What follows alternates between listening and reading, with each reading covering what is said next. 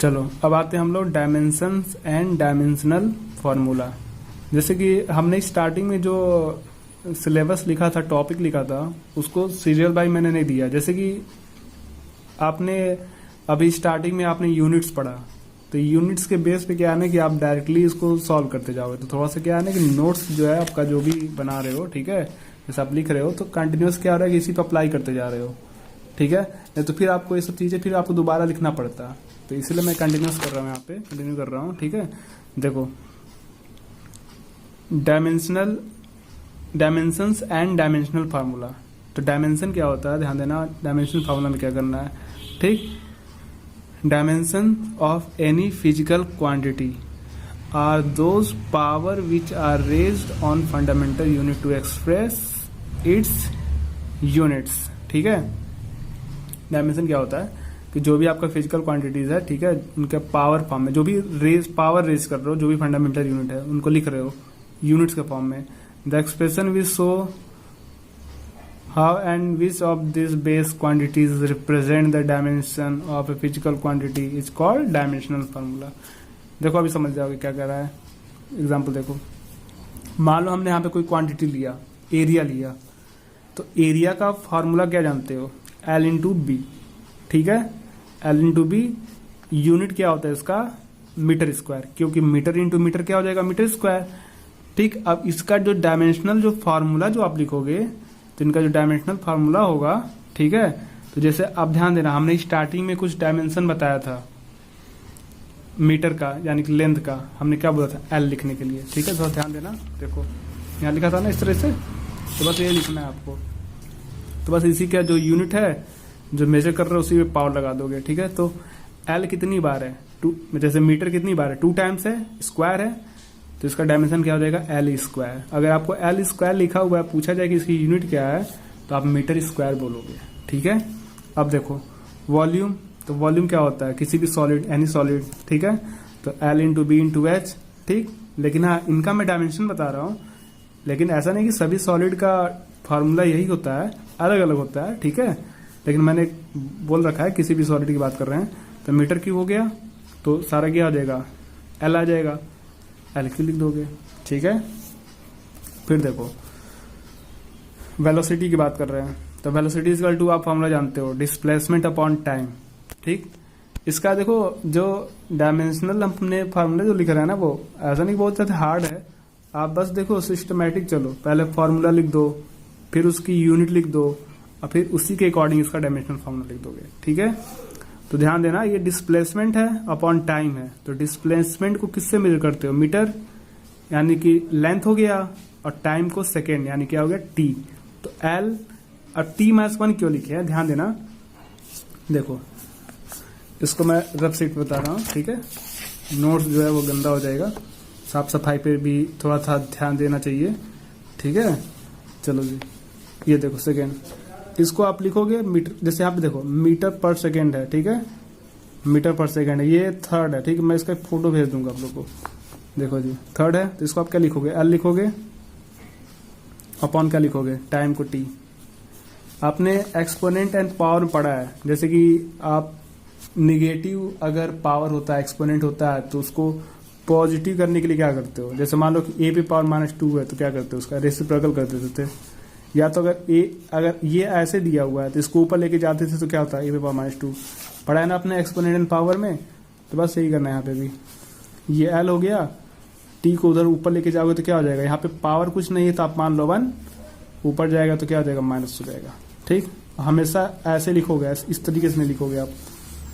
तो L T, अब सबको एक साथ लिख लो दोनों को, तो वही हमने लिखा है T-1, ठीक है। अब देखो एक्सीलरेशन आ गया, तो एक्सीलरेशन क्या होता है, change in velocity upon time, ठीक है। तो देखो थर्ड है एक्सीलरेशन, तो एक्सीलरेशन क्या होता है, change in velocity, change in velocity upon time.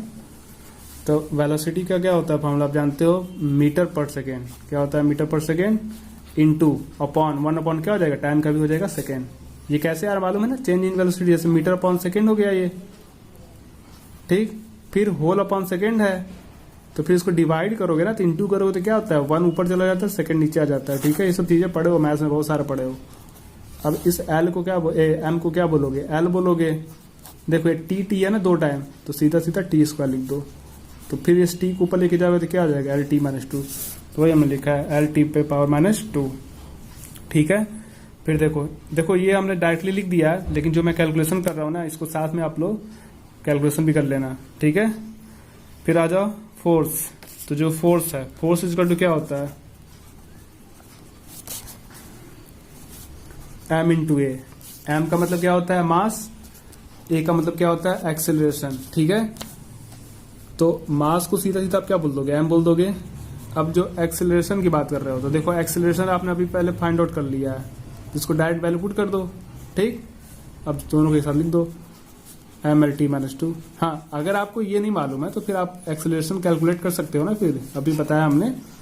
ठीक है, देखो एम एल टी माइनस 2 हो जाएगा, तो एम एल टी माइनस 2 हो गया फोर्स का। अब आ जाओ वर्क और एनर्जी। वर्क और एनर्जी हमने एक साथ क्यों लिख दिया कि दोनों की यूनिट्स भी एक होती है, डायमेंशन भी एक होती है। जब यूनिट्स एक जैसा हो गया तो डायमेंशन भी एक जैसा हो गया। वर्क इजिकल टू आप जानते हो क्या होता है, फोर्स इंटू डिस्प्लेसमेंट, और एनर्जी क्या होता है, half into M B square. ठीक है, तो दोनों क्या होता है, जूल होता है, दोनों की यूनिट्स भी क्या होती है, इक्वल होती है। देखो अगर आप इसका यूनिट्स कैलकुलेट कर लिए हो ना, तो आप डायरेक्ट इसका डायमेंशन लिख सकते हो। जैसे देखो किलोग्राम को क्या बोलोगे, एम एल स्क्वायर। अब देखो जैसे डायरेक्ट बता दे इसको, देखो 6 वाला, देखो 6 वाला क्या है, किलोग्राम मीटर स्क्वायर अपॉन बोलोगे ना तो सेकेंड स्क्वायर। इसको डायरेक्ट लिख सकते हो, एम किलोग्राम को एम बोलोगे, ये एल स्क्वायर हो गया, अपॉन क्या हो गया, टी स्क्वायर। ठीक, तो एम एल स्क्वायर इसको ऊपर भेजोगे तो टी माइनस 2 हो जाएगा, वही लिखा हुआ है यहाँ पे। ठीक है, या तो आप डायरेक्ट सॉल्व भी कर सकते हो, जैसे कि हमने क्या बताया अभी, वर्क इक्वल टू क्या बताया हमने, फोर्स इंटू डिस्प्लेसमेंट।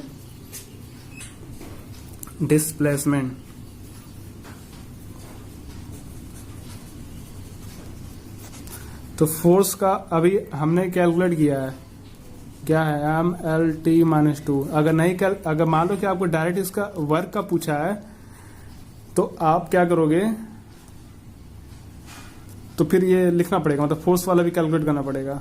जब आप ऐसे चलते जा रहे हो तो फिर इसको देख के लिख सकते हो, लेकिन हाँ एग्जामिनेशन में तो इस तरीके से पूछेगा नहीं, आपको वर्क दे दिया, कुछ भी दे सकता है, तो आपको मालूम है, कर लोगे। ठीक है, डिस्प्लेसमेंट क्या हो जाएगा, एल हो जाएगा। तो देखो जी, M L square T minus 2, कोई प्रॉब्लम।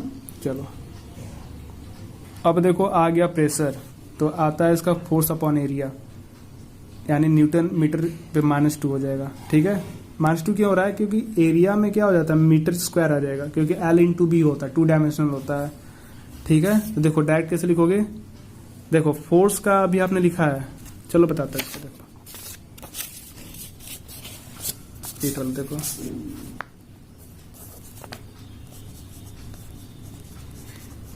प्रेशर इक्वल टू क्या होता है, force upon area, force upon area. ठीक है, और जो फोर्स है, फोर्स इक्वल टू क्या अभी हमने पढ़ा है, एम इंटू ए, और एरिया क्या होता है, एरिया क्या होता है भाई, मीटर स्क्वायर बोल दोगे ना, एरिया एल इंटू बी बोल दो। चलो, तो ये मास हो गया, इसको आप क्या बोलोगे, एम।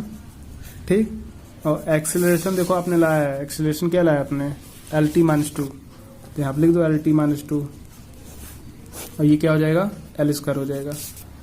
तो यहाँ से एक एल और यहाँ से एक एल कैंसिल हो जाएगा। ठीक है, क्योंकि देखो पावर ऐसे अपॉन होता है ना, डिवाइड हो जाता है, ये एल से एल कैंसिल हो गया, तो एम। अब देखो ये यहाँ पे 1 टाइम एल बचा है, तो ऊपर लेके जाएगा तो -1 हो जाएगा। ठीक, ये बच गया -2, तो ये आपका हो गया प्रेशर का फॉर्मूला। ठीक है, चलो जी अब आते हैं हम लोग, चलो इसके बाद बताते हैं, इसका वीडियो का लेंथ ज्यादा हो गया। अब आते हैं हम लोग लीनियर मोमेंटम और इम्पल्स। ठीक है, दोनों का एक जैसा बनेगा फॉर्मूला। फोर्स इंटू क्या होता है, टाइम होता है। देखो फोर्स का अभी आपने पढ़ा है यूनिट, क्या होता है फोर्स का यूनिट। ठीक है, देखो 9th वाले में देखो, फोर्स इंटू टाइम। ठीक, फोर्स इंटू क्या होता है, टाइम। और जो फोर्स है, फोर्स का भी आपने यूनिट पढ़ा है, तो फोर्स का यूनिट क्या किया, mlt-2 पढ़ा आपने, ठीक है। और टाइम का क्या होता है, t होता है, तो हो जाएगा ml 1 टाइम है। और ये ध्यान देना t पे पावर -2 है, यहाँ पे पावर 1 मान लो तो +1 कर सकते हो, तो आ जाएगा mlt -2 और 1 को माइनस करके आ जाएगा -1, ये आ गया mlt -1, ठीक है।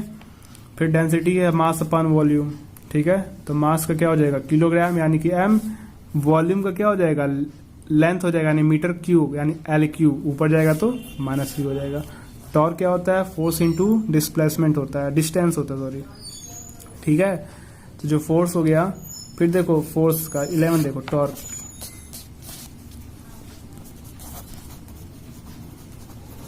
फोर्स इंटू क्या होता है, डिस्टेंस होता है, ठीक है, डिस्टेंस होता है, ठीक।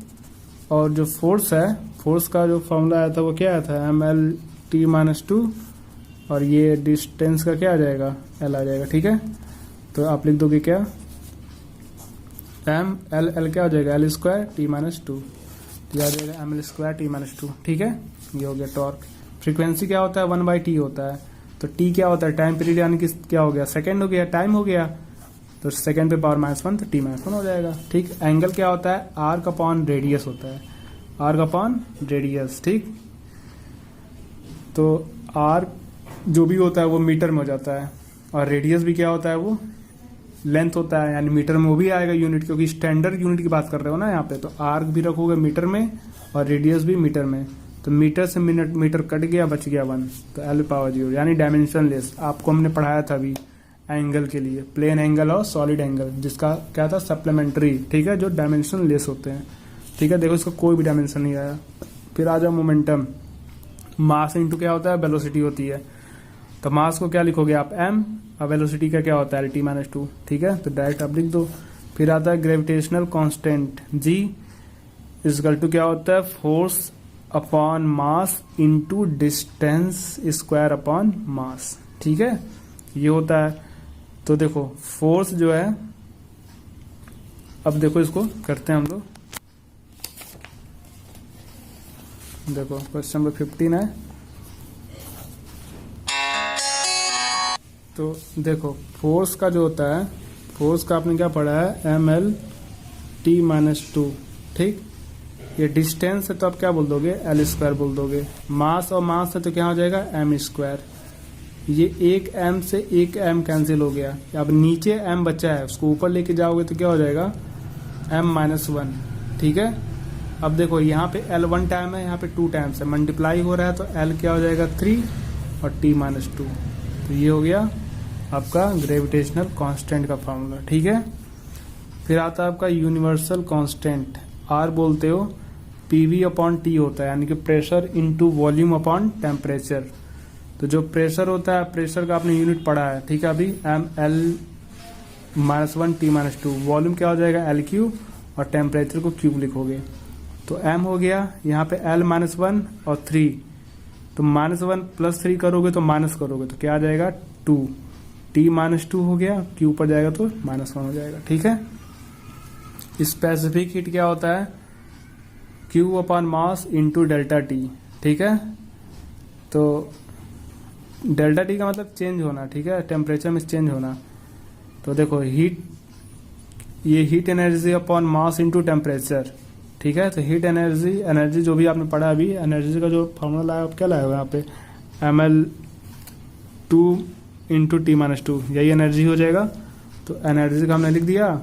अब देखो मास का क्या हो जाएगा m, टेम्परेचर का हो जाएगा q, मास से मास कैंसिल हो गया, L2 बच गया, t-2 हो गया, q को ऊपर लेके जाओगे तो -1, ठीक है। तो समझ गए हो सभी लोग, इसको कर सकते हो। मान लो कि ऐसा नहीं, हमने 17 बताया है, बहुत सारे फॉर्मूला आप पढ़ोगे, ठीक है, तो उनका डायमेंशन पूछेगा तो आप इसी तरीके से कर सकते हो सॉल्व, ठीक।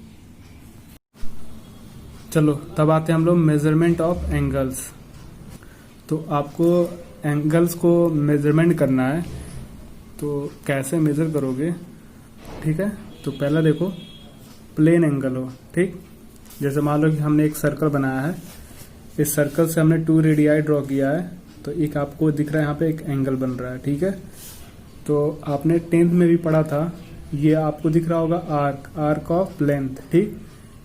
तो यहाँ से अगर आपको इसकी वैल्यू चाहिए, इस थीटा का वैल्यू चाहिए, इसको जो हमने एंगल बोला है, ठीक है, तो ये एंगल की वैल्यू क्या होगी, L अपॉन R होता है, arc of length upon radius, ठीक है। इसको आप बोल सकते हो सेंट्रल एंगल, ठीक है।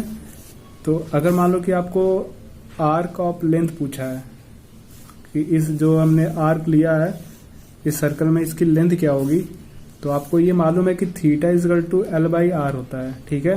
तो आप यहाँ से क्रॉस मल्टीप्लाई करके L की वैल्यू ला सकते हो, थीटा इंटू R से, वेयर थीटा एंगल है जो भी दिया रहेगा, कुछ ना कुछ तो मेजर दिया रहेगा। ऐसा तो नहीं है कि तीनों अननोन हो, कोई ना कोई 2 नोन होगा, जो आपको नोन होगा उसकी वैल्यू पुट करके आप अननोन वाली की वैल्यू फाइंड आउट कर सकते हो, ठीक है। यहाँ पे जो लेंथ है वो लेंथ ऑफ आर्क है, L आर्क है, रेडियस है। फिर अगर आपको दिया जाए कोई सॉलिड एंगल, ठीक है, तो सॉलिड एंगल का आपने पढ़ा भी था कि जो स्टेरेडियन होता है, ठीक है, इसकी यूनिट, इसको आप रिप्रेजेंट करोगे ओम से, इसको ओमेगा बोलते हैं, सॉरी ओम नहीं बोलते, इसको ओमेगा बोलते हैं, ठीक है। फिर देखो हमने ये देखो यहाँ पे हमने सर्कल लिया था, लेकिन यहाँ पे सर्कल नहीं लिया, हमने सॉलिड लिया है कोई, ठीक है, मान लो स्फीयर लिया हमने, ठीक। तो यहाँ से हमने मान लो कि कट किया, तो कट करोगे तो कोनिकल शेप मिलेगा आपको, ठीक। तो ये जो है आपका, ये हमारा रहेगा एंगल, जैसे यहाँ पे आपने एंगल यहाँ पे लिखा था, तो इसका एंगल यहाँ बनेगा, ठीक। आप देख भी रहो यहाँ पे वर्टेक्स है, यहाँ पे एंगल बनेगा, ठीक है, जिनको ओमेगा बोलोगे। और ये जो आप कट करोगे, ये इनके लिए क्या हो जाएगा, सरफेस हो जाएगा, सरफेस एरिया हो जाएगा, ठीक है। ये सॉलिड के शेप में मिलेगा सरफेस एरिया, ये आपका रहेगा एंगल, और ये रहेगा रेडियस। तो जो आपने इसका फॉर्मूला लिखा है theta is equal to L upon R, वही फार्मूला यहाँ भी होगा, लेकिन यहाँ पे क्या होगा, ओमेगा इजकल टू ये जो सरफेस आ रहा है, ठीक है, यहाँ पे जैसे आर्क था तो यहाँ पे ये पूरा सरफेस आ जाएगा, ठीक है। तो ये सरफेस जो है और अपॉन रेडियस का स्क्वायर हो जाएगा, ठीक। तो ये आपका हो गया फॉर्मूला, ओमेगा एस एरिया हो जाएगा, आर क्या हो जाएगा आपका, रेडियस हो जाएगा, ठीक है। चलो अब आते हैं हम लोग degree of arc, minute of arc, second of arc, ठीक है। तो हमको क्या पढ़ना है, degree of arc, minute of arc and second of arc, ठीक। क्या होता है, मान लो कि आपको डिग्री में दिया हुआ है, कोई भी आपको एंगल दिया है डिग्री में दिया हुआ है, आपको उसको कन्वर्ट करना है रेडियन में। तो आपका फॉर्मूला क्या होता है, एक रेडियन इजकल टू होता है π/180 डिग्री इंटू डिग्री, ठीक। तो अगर आपको डिग्री दिया हुआ है तो इस फॉर्मूले में यहाँ पे डिग्री की वैल्यू पुट करोगे, तो यहाँ पे आपका जो डिग्री है वो चेंज हो जाएगा रेडियन में, ठीक है। तो कन्वर्ट डिग्रीज टू रेडियंस, ठीक। फॉर एग्जांपल हमने लिया है 60 डिग्री लिया है, ठीक, गिवन है 60 डिग्री, आपको उसको कन्वर्ट करना है रेडियन में। तो रेडियन इजकल टू क्या होता है, π/180 इंटू डिग्री कितना दिया है 60, तो यहाँ पे आप 60 रख दोगे, कैंसिल कर दोगे तो π/3 आ जाएगा, ठीक है। जैसे आप टाइम देखते हो, मिनट, सेकेंड, आवर देखते हो, ठीक है, तो यहाँ पे आपका जो डिग्री वाला है उसका थोड़ा सा अलग चलेगा, ठीक है, लेकिन हाँ सब कुछ वही है, सेम चीज चल रहा है, ठीक, टाइमिंग वही रहेगी आपकी। तो लेकिन आप ध्यान देना कि अगर 1 डिग्री की बात करें तो 1 डिग्री जो होता है 60 मिनट के इक्वल होता है। ये आपका जो हमने 60 लिख के डैश लिख दिया है ऐसे सिंगल, ये मिनट रिप्रेजेंट करता है। ये इसका मतलब ये हुआ कि 1 डिग्री जो है 60 मिनट के इक्वल है, यानी कि 60 मिनट जब हो जाएगा तो समझो कि 1 डिग्री हुआ, ठीक है। तो 1 डिग्री जो है equal to 60 minute of hour, ठीक, इसको बोलोगे मिनट ऑफ आवर, ठीक है।